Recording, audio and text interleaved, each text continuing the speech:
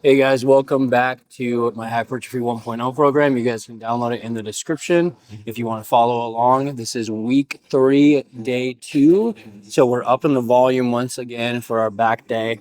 I'm beginning, like always, with the chest supported T-bar row, but you guys can use any chest or any um, row variation that you prefer. Ideally, something that's a real heavy hitter, stable compound lift. So maybe like a bent over barbell row, that could be a good option if your goal is more strength.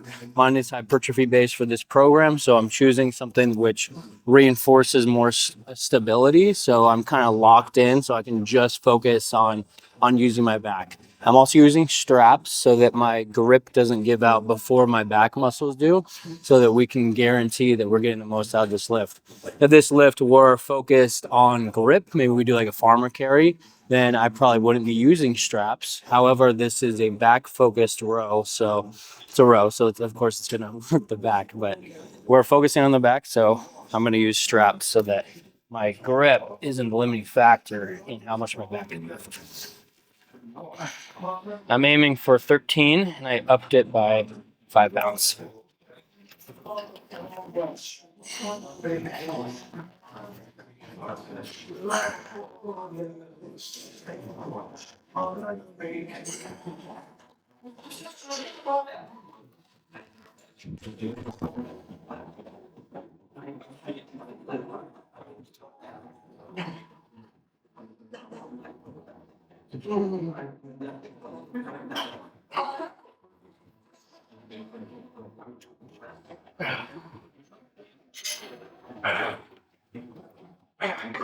I'm sure you guys noticed we just lost the mic there. So I adjusted a little bit more to the right side of my body so that it wouldn't hit the pad and clipped off. Anyway, that was a great first set, I think, especially since I am very, very tired today for whatever reason. But I did drink 2 cups of coffee before I came here, so hopefully that kicks in and I start feeling a little bit more alive. Because when you're having a good day at the gym, it just makes everything so much better. It feels incredible. There's nothing else like it, in my opinion. So I'm going to try my best to continue that trend because yesterday was incredible. I felt like I could lift anything yesterday. I PR'd on, you guys don't know what that means, personal record. I beat my personal record of last time's recording for that particular day on every single set. So we went up in weight, we at least matched the reps or more. Then, of course, the program naturally increases volume over time. So we're succeeding on at least 3 fronts. So we're going to try and keep that trend. I'm going to go for another 13 repetitions here with strict form.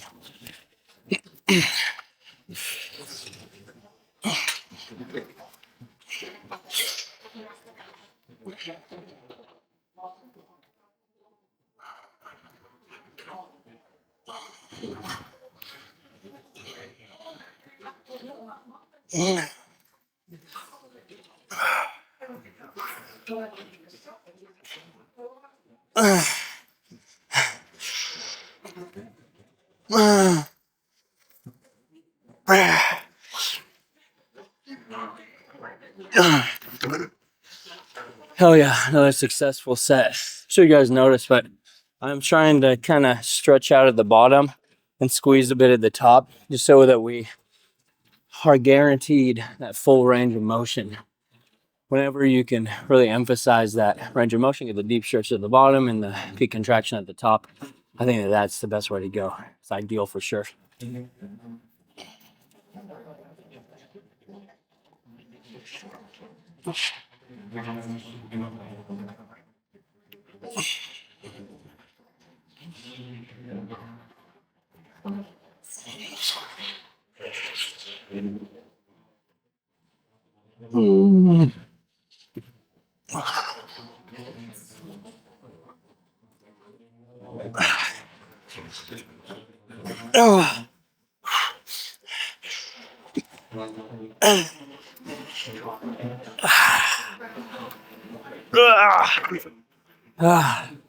That one was a bit harder, but hey, I still got 13 with relatively good form, so I'll take it.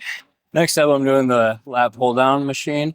And honestly, my form hasn't been the best on this one, I think, just because like I'll get the first few reps all the way down to my chest, I'll get that full range of motion. But then towards the latter half of the repetitions in any given set, I'm making it at least 2 inches shy of hitting my chest and getting that true full range of motion.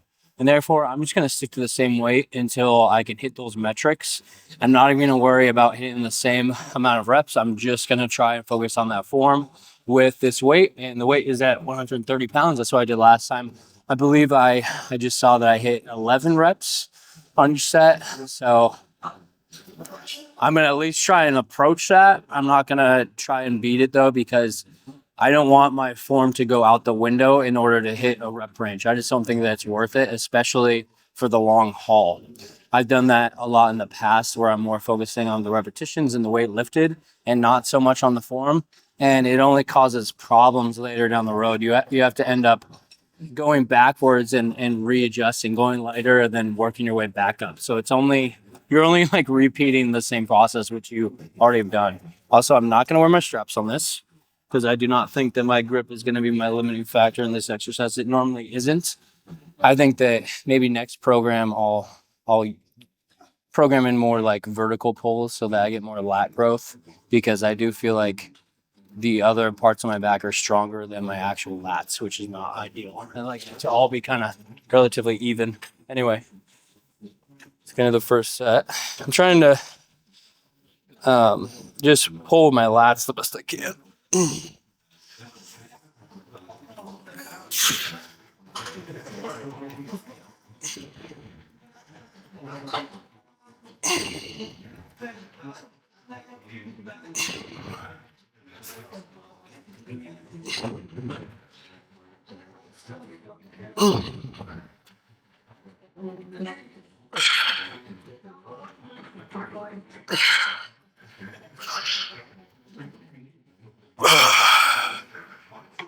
Okay. So again, the same situation happened where at the end, I couldn't get all the way down to my chest. On the next set, I'm going to try widening my grip because it may just be a flexibility issue. However, it could be a flexible. We'll see. We'll see. I might have to start working on that movement pattern, that range of motion, to try and get that full flexibility. But honestly, it may not be a bad thing for me to not go all the way down, but I definitely want to get as close as I possibly can.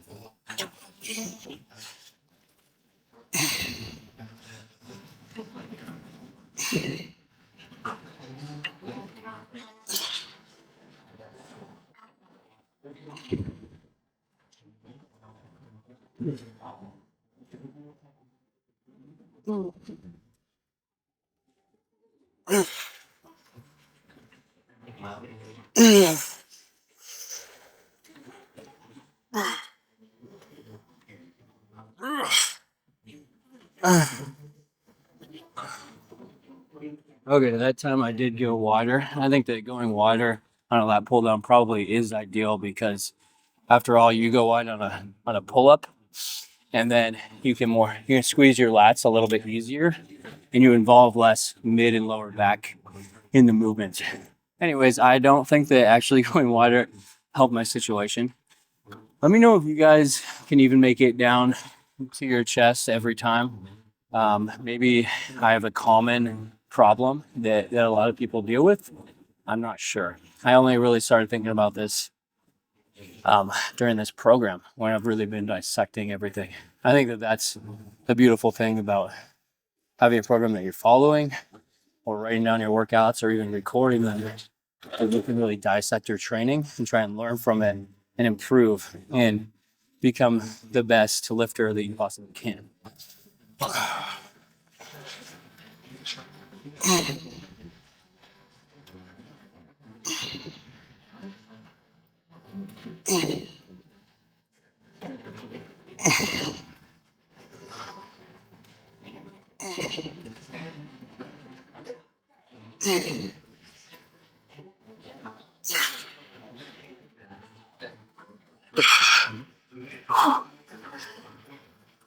Yeah,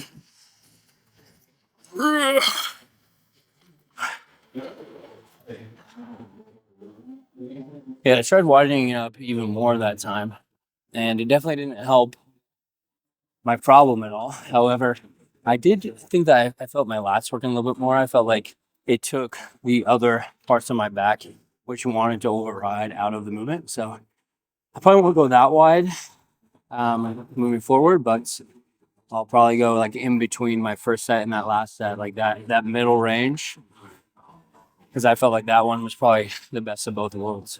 Okay, next up, I'm doing the cable straight arm lat pull down. And I almost think that in the future, I may lead with this before the conventional cable lat pull down, because this is a way where you can kind of isolate your lats and kind of pre-exhaust them and get them fired up and warmed up, so that when you actually do the compound lift of the lat pull down, you can target your lats more than your other back muscles.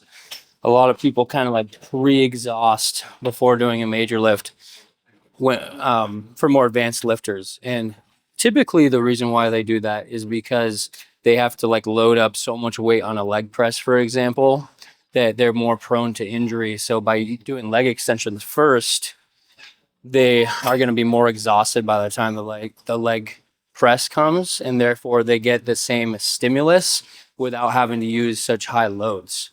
In this case, I'm not doing it for that reason, but I'm more doing it for activation. It's more like an activation set, but it's kind of the same principle in a sense. Just one is to wake up the muscles for the next exercise, and one is more so that you don't get injured on the second exercise. Anyway, I upped it by 5 pounds, and we're going to try and hit at least 12 reps. That's what I got last time.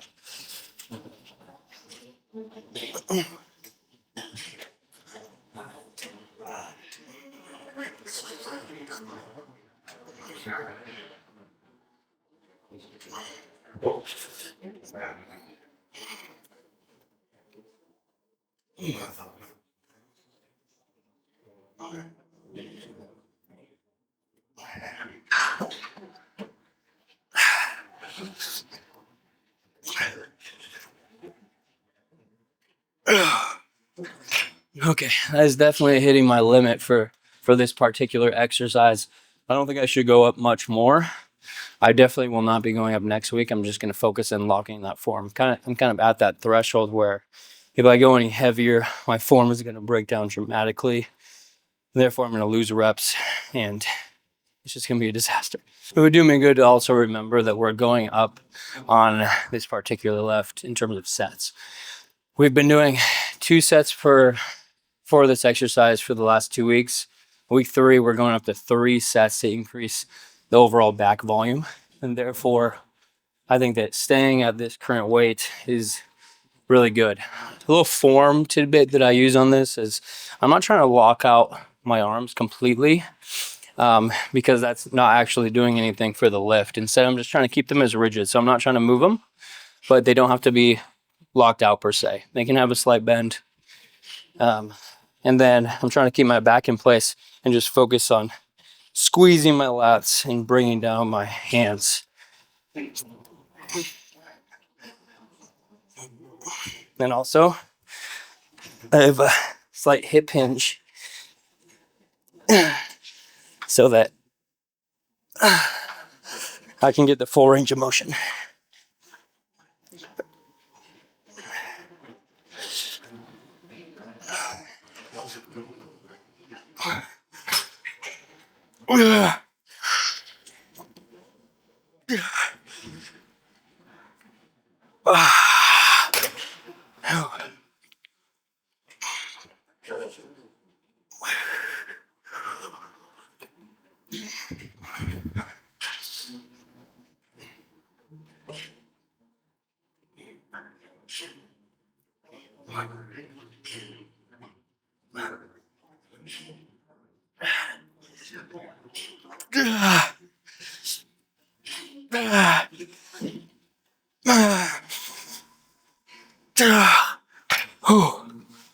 Yeah, that's definitely going to do it for that one. Next up, we're going to do cable face pulls, and we're actually going to 5 sets.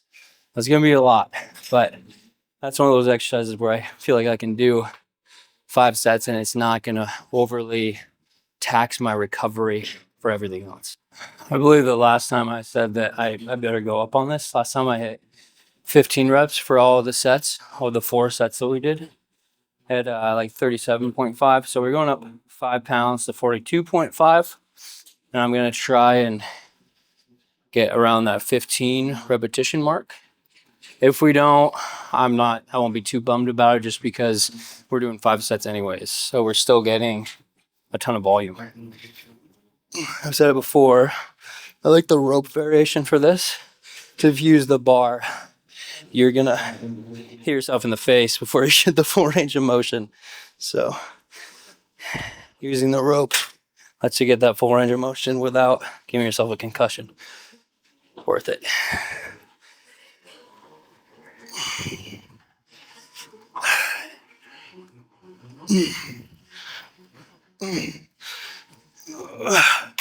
I need to stop talking intra-set while I'm doing the set, because I always end up losing my count. And well, I don't think it matters if you really lose your count as long as you're getting to or near failure. I like to record how many reps I get just so I kind of have like a base point or a foundation for the next session that mimics this one, so that I know kind of where I was at and where I can improve, stuff like that. Anyway, I don't need much rest on these as they aren't overly taxing. I'm gonna take a few breaths.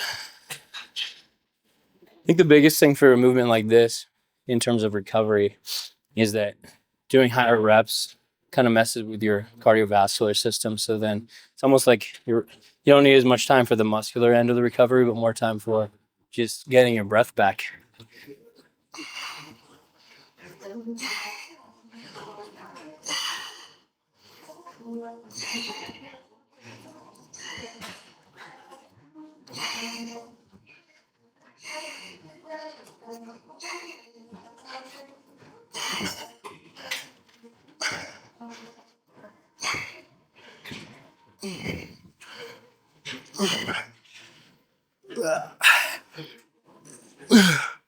Ooh, you gotta love that burn, huh?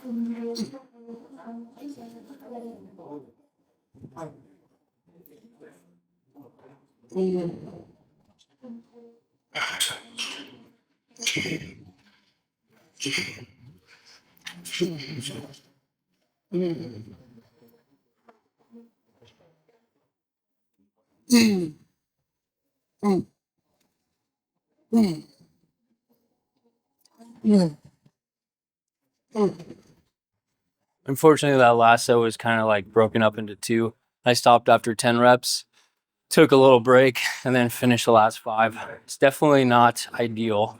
I try not to do that, but honestly, I was rushing a bit, and therefore, I'm gonna make sure that that doesn't happen again this workout. That should never be happening unless it's like a programmed drop set or something like that. Or what do they call it? A cluster set? Unless it's programmed in. I mean, in this particular program, I only use straight sets, and therefore I should be going straight through instead of stopping, taking a break, and then going again. It's hard to even count that as 15. I should almost even count it as 10 and then have the 5 be thrown away.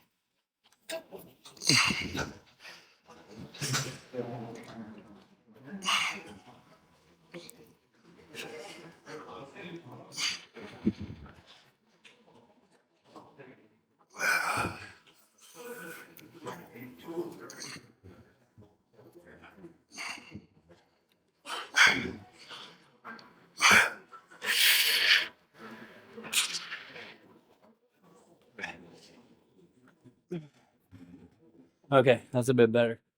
Still not as strict as I probably want, but it'll do.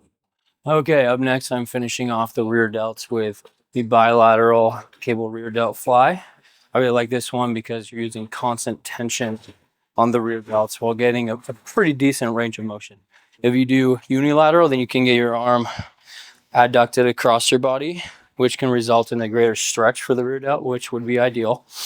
However, honestly, my camera's at 12%, so it may die soon. And also, we've been sticking to the bilateral variation where you use both arms, and it's been feeling really good.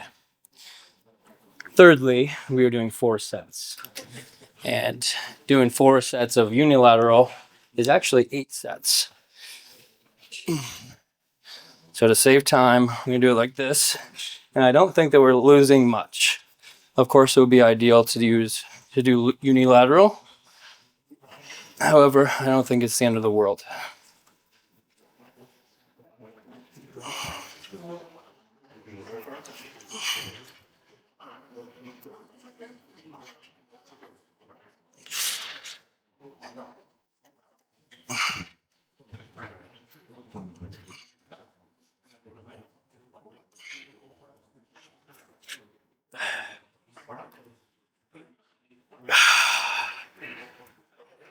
Okay. I think on this one, I'm going to end up going up. That felt a little bit too easy, so we're going from 9 pounds to, what is that, 10.5? And I've said it before, every cable machine in every gym is slightly different. It's like differently, what do you call it, calibrated. And therefore, 10.5 to me may feel lighter to you, maybe feel heavier to you. You know, even in the same gym, I'm finding that the weights set on the cable machines aren't the same. So it's kind of annoying, but that's just how it goes when there's different manufacturers, you know. It's not like we have like an administration to make sure they calibrate all their weights. Maybe that would be a good idea.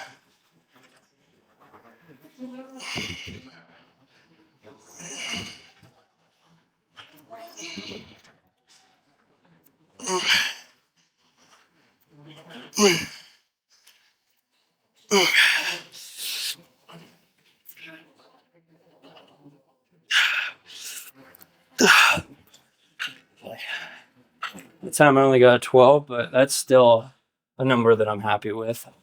Unlike the straight arm cable lat pull down, I am trying to keep my arms pretty rigid on this one. It's because of the nature of going across your body. It's easy to extend your elbow using your tricep and get your tricep kind of involved to help like push your arm back behind your torso. And therefore, I think that keeping your arms as rigid as possible and this one like as straight as possible and just focusing on moving your shoulder joint instead of your elbow joint is kind of essential if you think about it. It removes contributing muscles that you may not want in the movement.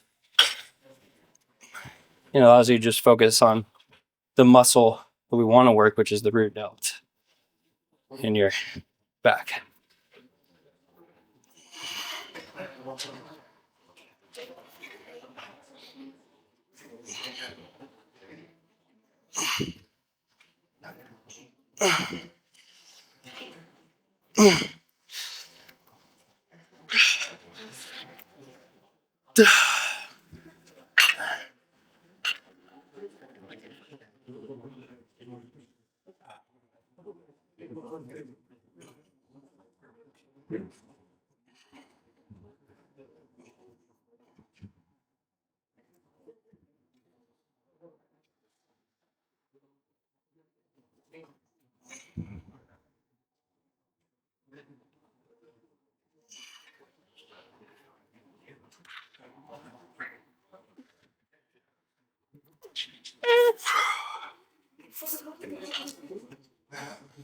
All right, next up, we're gonna finish with biceps. We're gonna do barbell bicep curls with forearms and then some machine preacher curls with forearms.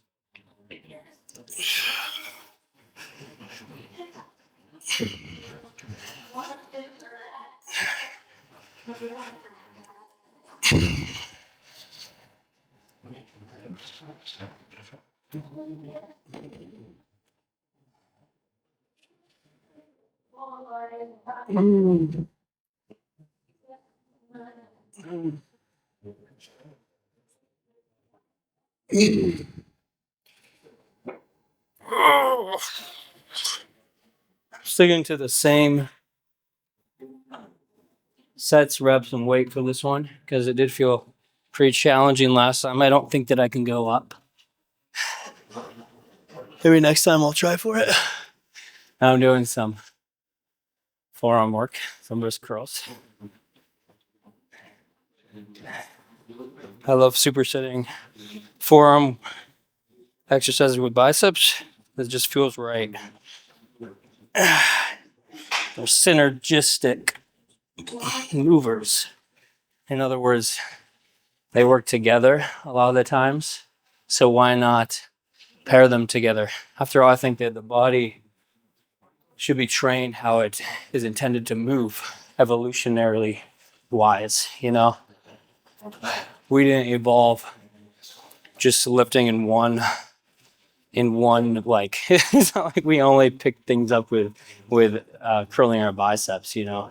Like we did some of this in there too. So why not work it together? However, that doesn't mean that I think that, you know, we should be doing needlessly complex movements. Like, see a lot of people when they do it. I saw it today. When you do a lot pull down, they're like using their tricep in there too. They're like going like this. And I think that for like overload and mechanical tension and hypertrophy's sake, that's not going to be ideal at all. It's like doing burpees for leg growth. You know, it's a conditioning movement. It's not meant to stimulate the most amount of muscle. If you want to do that, do something like a squat or a RDL or something.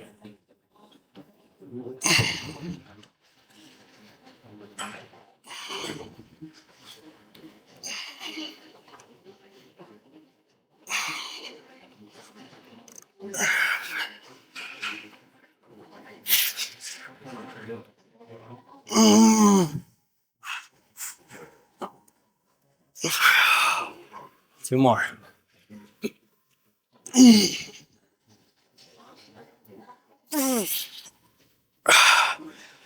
With bicep curls, I'm not very worried about moving my elbow.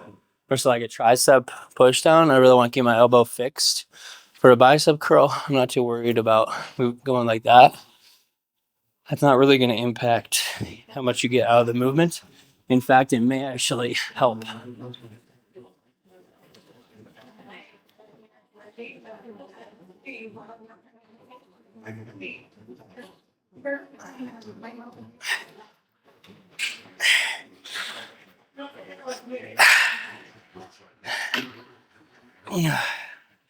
All right, only one more set to go, and then we're pretty much in the clear. Doing the machine preacher curls is a cakewalk compared to this like master bicep movement. I mean, this movement is such a classic.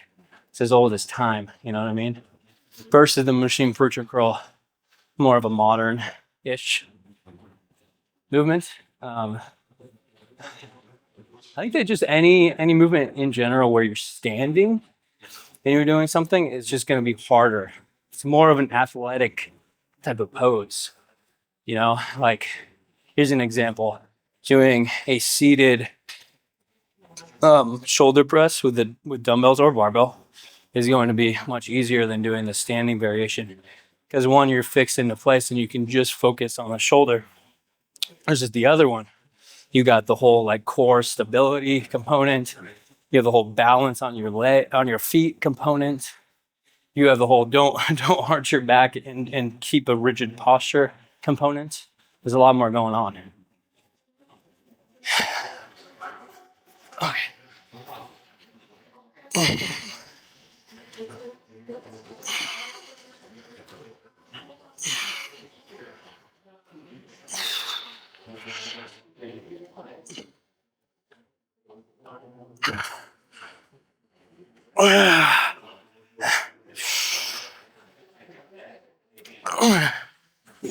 Two more.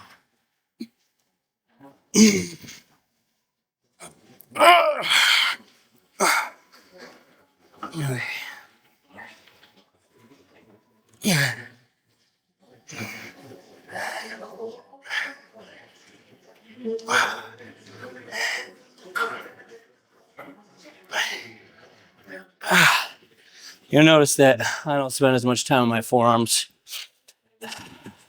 A set actually isn't as long, it's not as grueling. That's for two reasons. The first reason is we're already hitting our forearms a bit when we're doing biceps, so they're pre-fatigued. They're already close to being done by the time we do those wrist curls. The second one is you're also using your grip on most of the back movements, except when you're using straps. But I mean, you're still having to grip something. So that's also fatiguing your forearms. So your forearms are working throughout this whole entire workout. I just like to add in some additional volume where I can, to make sure that we're hitting that stimulus that we need to for growth.